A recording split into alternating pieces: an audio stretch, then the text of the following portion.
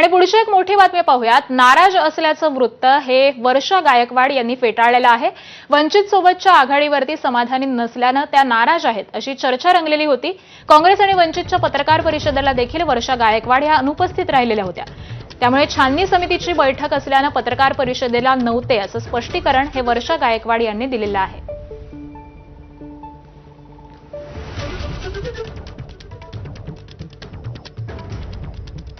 तर नाराजीच्या चर्चेवरती हर्षवर्धन सपकाळ यांनी काय स्पष्टीकरण दिलंय आपण तेही पाहूयात। चर्चेत त्या जरूर होत्या।